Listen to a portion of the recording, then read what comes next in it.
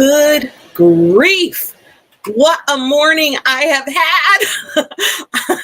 Hopefully, I am going live now. My goodness, I cannot even begin to get into all of the tech issues I've had this morning. They've been absolutely insane. So I am going to, as I mentioned on last week's live session, I've made some changes. So I am going to be fumbling around just a little bit, right? As I get all of this stuff straight. Oh, thank you so much, Brenda, and hello. I love Detroit. Detroit is one of my favorite cities. If you guys are joining us, as I mentioned, please comment below and let us know where you are tuning in from. This is our 15th live session. Our plan is to go live every Tuesday at 10 a.m. Eastern Standard Time to share industry news from the previous week. I am going to, again, switching it up here. There we go.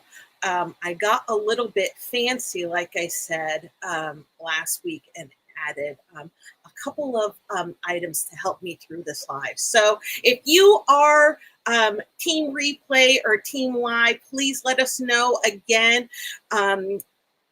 where you are joining from. For those of you who don't know me, my name is Rosalinda Cruz, and I am the founder and chief business development officer of the ASOR Collective, where we help underrepresented leaders in fashion with strategic planning and advising. Our mission is to support a more diverse and inclusive sustainable fashion industry by filling in the leadership and ownership gaps in the apparel supply chain. So on these lives, I try to reconcile my love for fashion and retail with my values around sustainability, diversity, and inclusion. I advocate for supply change and try to raise buyer awareness. And really one of my goals is to just get out of the silo effect, really, and help people work across industries and throughout the apparel ecosystem. So I love a good agenda, and I also love some great props here. So here we go. This is what our agenda looks like. So usually in our time together, I cover North Carolina news, product, services, workforce, any epiphanies that may have happened. But I also, some of people's favorite segment is the green carpet, where I take a deep dive and talk about brands, concepts, and processes that are being called to the carpet. So, or the proverbial carpet, should I say. And trying to think if there's anything else that I wanted to mention. But I think we're going to just get into it. I'm going to go to the big screen. Oh, Brenda, you are the absolute best. I love that you're joining here. You guys can see my screen. So announcements. I wanted to update that and add PSA to that slide as well. So announcements. Our February executive roundtable. I had a meeting yesterday with my co-host for that event, and we actually made the decision to move that to March. So please be on the lookout for updates regarding the executive roundtable. And again, as a reminder, that is where we are going to be talking about leveraging export opportunities for made in the USA apparel. So, so stay tuned for more information on that. in planning news, right? So what I do is strategic planning. And I feel like since this is the first week in February, I wanted to take a time out and give you guys a gentle reminder on where you should be in your planning cadence. So I know that some of you may have seen my planning cadence, which really requires just about 25 hours a year to map out your strategic planning for the year. And essentially what you should be doing to stay on plan with that cadence is in February, you should really be refining your strategy for the second quarter, which begins in April. Again, if you are following that cadence, you should have mapped out sort of a rough plan for the year at the end of 2021 or in January, and really have your big pieces of the puzzle in place. And in February, I like to block out 3 hours so I can spend an hour on each month, sort of refining what that plan looks like. And then I spend 3 hours in February blocking things out and really refining the strategy for the second quarter. And then in March, what I do is focus more on batch creating my content for Q2. So I wanted to put that little bug in your ear. And since we are at the beginning of the month, you still have time to block out some of that time on your calendar to refine your planning for the second quarter. So in North Carolina news, Dan St. Louis, who is a pillar in the manufacturing community, received the Longleaf Pine Award, which is the highest civilian honor that can be bestowed on someone in North Carolina. So congratulations to Dan for that big win. Also, I wanted to share that White Oak Denim Mill, they are hosting a Denim 101 event. This was something that I had mentioned last week. But if you go to my company page on LinkedIn, there's more information on how to register for that event. It's a 2-day in-person event. I believe the cost is around $500, and definitely well worth the investment and the time. And that is here in Greensboro, North Carolina, about just about an hour from where I am in Sanford. All right, industry news. Yes, I'm telling you, I still have not shaken the fact that I had so many tech issues this morning. I honestly, I went through every range of emotion in the book, and I was like, girl, lock it up.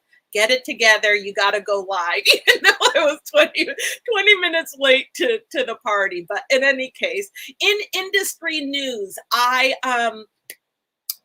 last night, I don't know if anybody else caught this, but the American Experience last night, which is a TV show on PBS, they had an episode called Riveted, which focused on the history of jeans. It was a really, really amazing show, super, super informative. I told you guys, I nerd out over this stuff. And I have been really, really into fashion history as well in the US, and have been doing some deep dives into that. But I had a few fangirl moments because Kimberly Jenkins and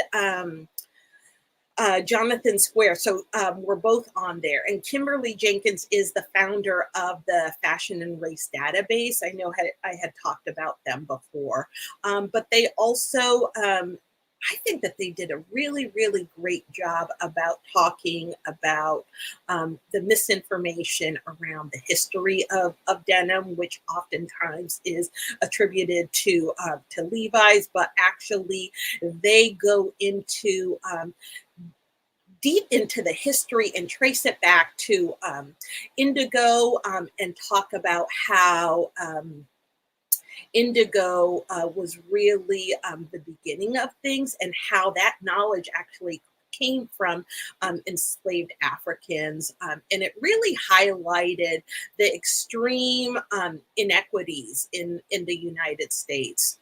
And it's interesting because it also talks about how denim was traditional workwear, but then in the 1930s, it really made that switch into fashion. So Jonathan Square, he actually has done a few classes on online, and why am I forgetting their name? Good grief. Slow Factory. Yes, Slow Factory does the open education. He does has some great courses on there, and I will be sure to share the link to that in our show notes. So, also in industry news, Coats, which is the world's leading industrial thread company. And they actually came out with a press release last week calling for brands, manufacturers, and recyclers to collaborate on circularity in the fashion industry. So I thought that was great. Again, if you're interested in learning more, that information can be found in the show notes. In product news, really, I don't have any product news. And also service news, I didn't really have any service news. I'm sure there were some last week, but I just didn't I didn't catch any or see anything that was really worthy of sharing. In workforce news, this is actually interesting. I know that we've been talking about, right, the strains on the supply chain as well as on our workforce, but Home Depot actually is applying speed dating techniques for their hiring. So they are actually doing a one-day hiring process to fill in the gaps so within their workforce. So I thought that that was interesting, and I'm curious to see if there are more people who are going to be adopting that practice. I know that for job applicants, I think that sometimes the hiring process can be extremely long and painful, and I think that also from the company side, it can be extremely long and painful. So I think that this could be a win-win for both potential employees and also for employers. All right, I'm going to take a sip of my water because we finally made it to the green carpet. All right.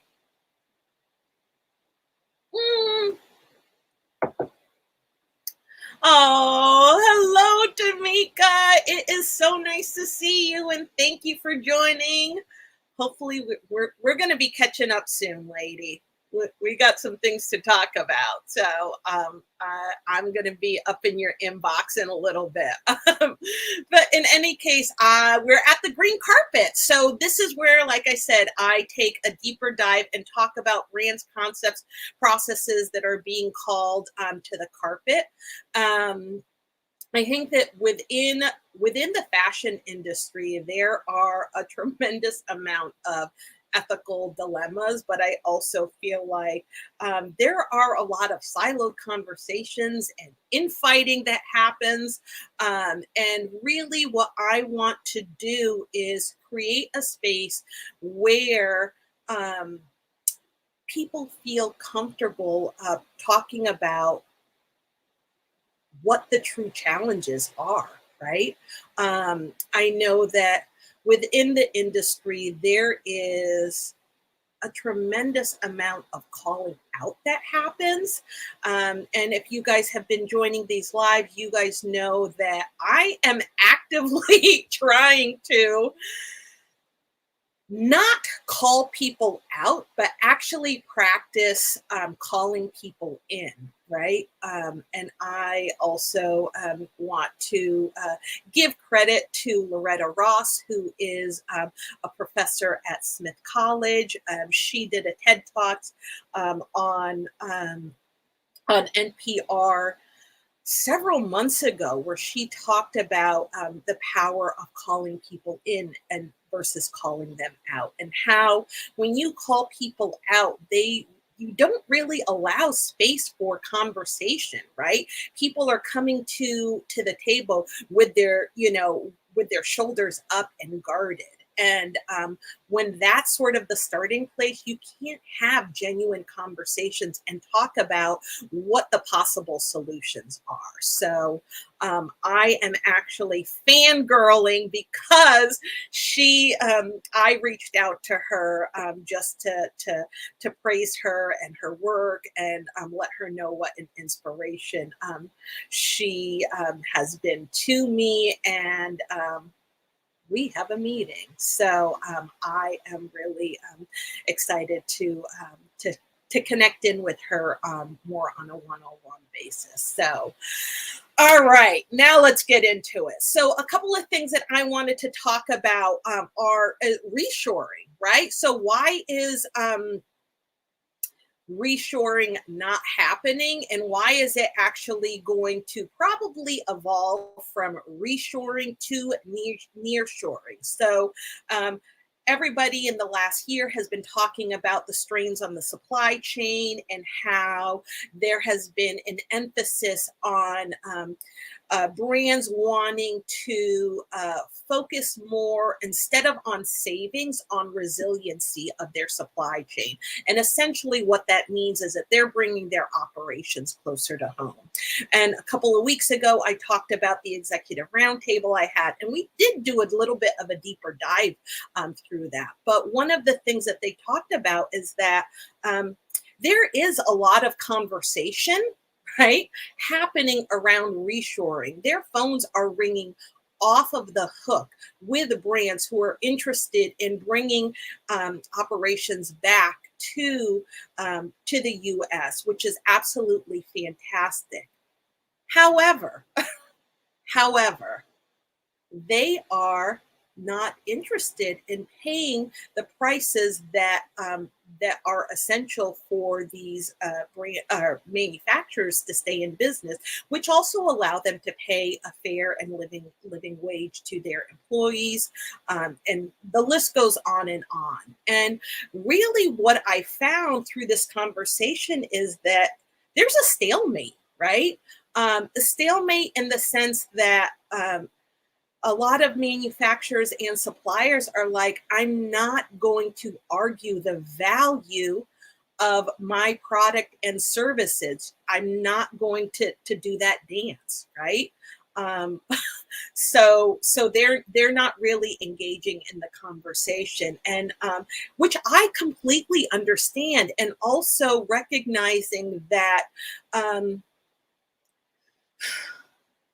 when we think about what's happened in the United States around manufacturing and the devastating impact that NAFTA had, right? And how a lot of these, manufacturers and suppliers really got burned by some of these brands who are now turning around, right?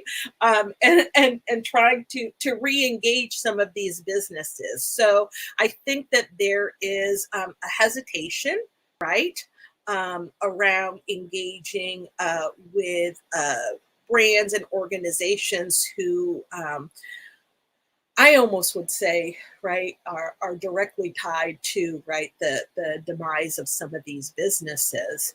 And there's just a hesitation to engage in them, especially if they aren't necessarily practicing what they are preaching in terms of focusing more on being nimble, right? Having a nimble supply chain versus, having one that really is focused on cost savings. So I do think that there is a happy medium that can be reached, but there definitely needs to be some more conversation around that. And I see Tamika echoing some of my sentiments there. But the other thing that I wanted to talk about is Instagram. So I was having all kinds of emotions, but I came across an Instagrammer who was had an incredible following. I wanted to say that she had close to 1 million, if not over 1 million followers. And one of the things that she was doing was actually comparing quote unquote identical product from Shein and Zara. And you know, highlighting, you know, let's say a shirt from Shein that was $12 that was almost identical to a top that was being sold at Zara for $30.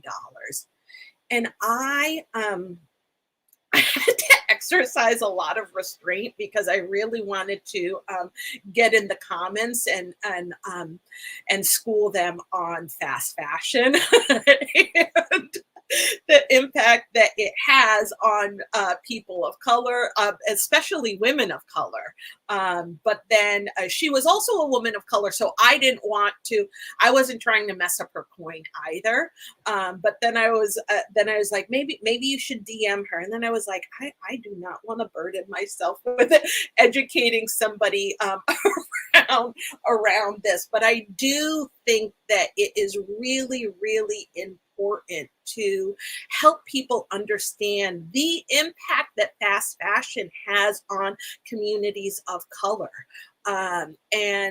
Again, I'm not sure what that looks like, and I definitely want to continue to use my platform to highlight that a little bit more. You guys may have seen that I have started a YouTube channel, so I think that maybe I will be sharing some content there. And actually, before I went live today and had all those technical difficulties, I was going through sort of like my library of content and actually found a little video that I had produced around the 7 forms of sustainable fashion.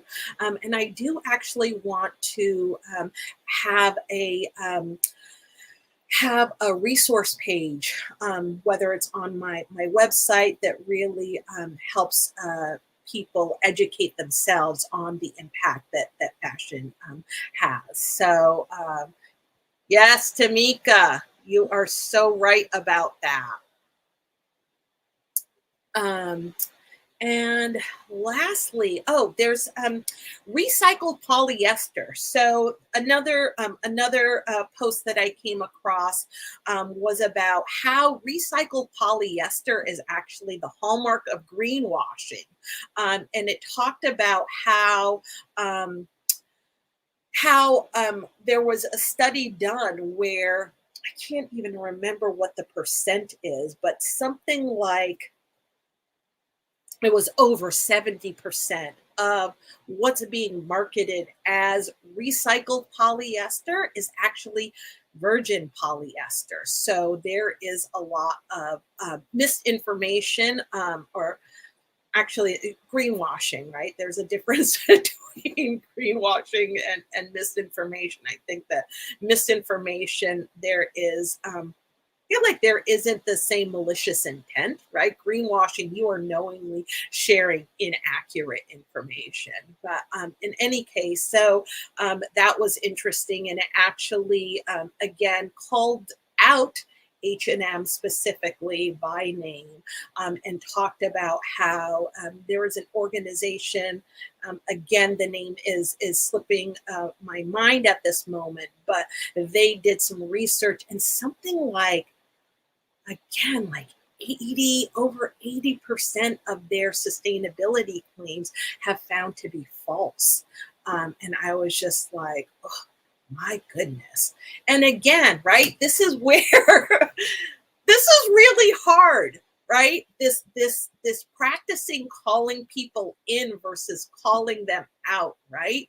Because there are some companies that are doing atrocious things and knowingly greenwashing and sharing inaccurate and false information, right?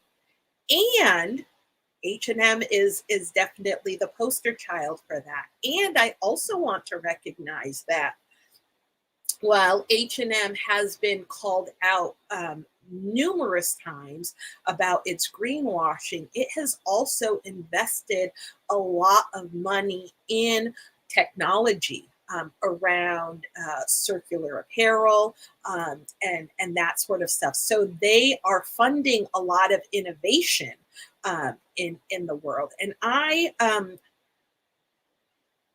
conflicted on this. I'm completely conflicted on this because in one sense, my belief in people's ability to change isn't conditional, right? I feel like we have to start where we are.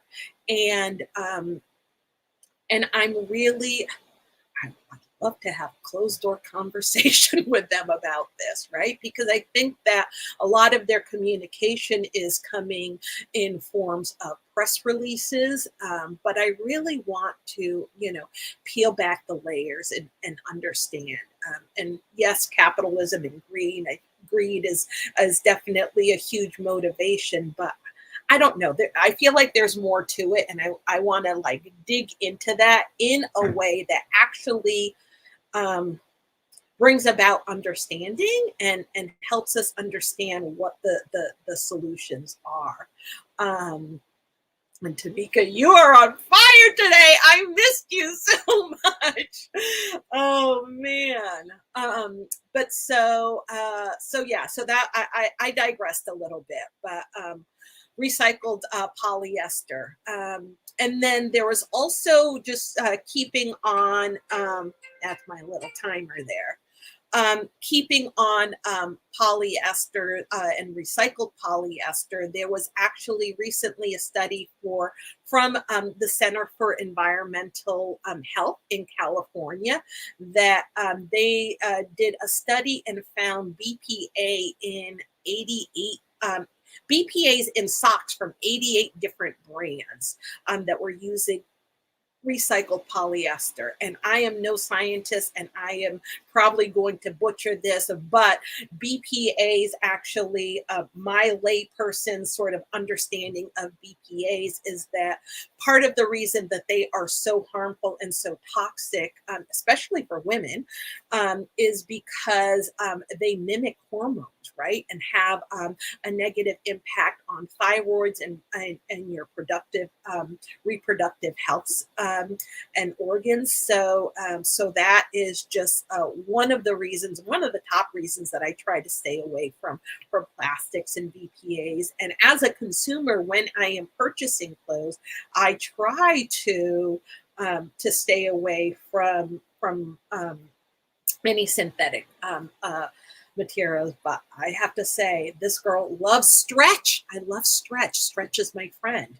And that I have not been able to wean myself off of. But yeah, it is really hard actually as a consumer to find product that is 100% one thing or another. And like I said, stretch really makes a difference. So, all right. We are almost out of time.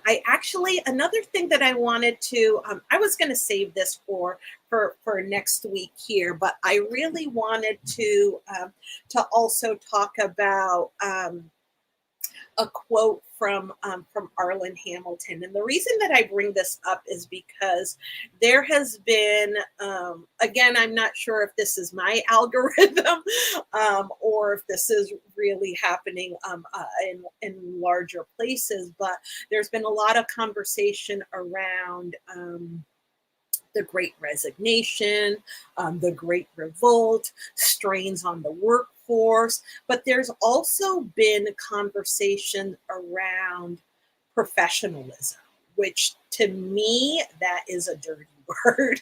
I won't quite get into that too much, but I actually watched a special on PBS that featured Arlen, and one of the things that she said was that she doesn't stop somebody at the door because they don't know the etiquette, right? And she talked about how when she first started off and she got her or was about, right, to receive her first $25,000 investment. She didn't even have a bank account to deposit it in. And she talked about how grateful she was that this investor actually, instead of right yanking that money out her hand and and walking out the door, helped her understand what needed to be in place for her to get that money, right? And so, like, what are the conditions in order for me to that need to be in place in order for me to invest in your business in a smart way, and help kind of walk her through that process. And then within, I want to say, 48 hours, invested another $25,000 in her business. So the other thing that she talked about in that interview is how, when she gives advice to people on how to be, she actually says that being your true self is the best thing that you can actually be. And so really encouraging people to show up as their true selves, which is what I've been doing on these lives. People have been getting a big fistful of Rosalind here. But I think that LinkedIn is definitely a platform, right, where some still feel the need to conform and be professional, right?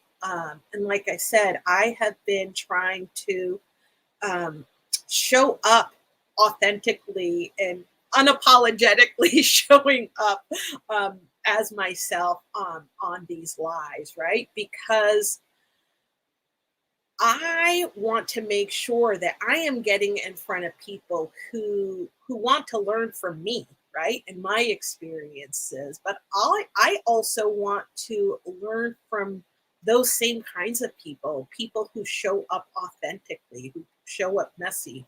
I actually, this is one of my favorite things. Last week, Aminda Hart did a live with one of my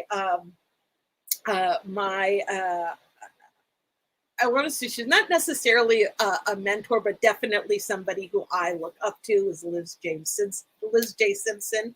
But so Minda was talking about how she got a grill and how she has been wearing that grill everywhere, and that grill is being celebrated. But she talked about how part of the reason, right, a lot of people would see the grill as being unprofessional, right? But again, she is showing up as her authentic self and being unapologetic about it. But she also talked about how growing up, she always wanted to be like her aunties, right? And they always had that little gold tooth. And so that grill sort of represents, right, the strength of her family and her aunties. And I thought that was so beautiful. And again, I think that, some people may see her showing up in her grill and make assumptions about that. But I think that the fact that this is a symbol of strength for her, right, and a way for her to celebrate her family and her ancestors, is absolutely amazing. Another thing that she actually did on there, she has a tambourine. She has a tambourine, and every time somebody says something amazing, she just shakes her tambourine. So this girl just ordered a tambourine. So that will be making an appearance on these lives. But in any case, I went a little bit over time, and we are definitely out of time, especially as we are approaching the 11 o'clock hour.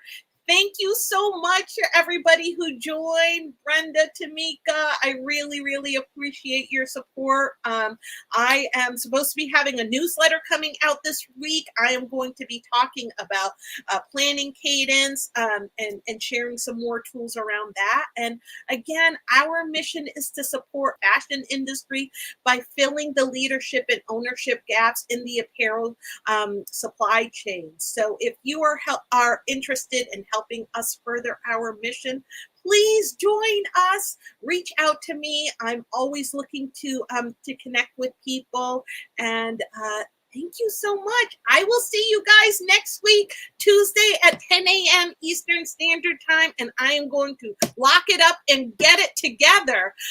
So hopefully I will not have the same technical issues that I had today. Oh, thank you so much, everybody, for joining, and I will see you next week. Have a wonderful day. Bye.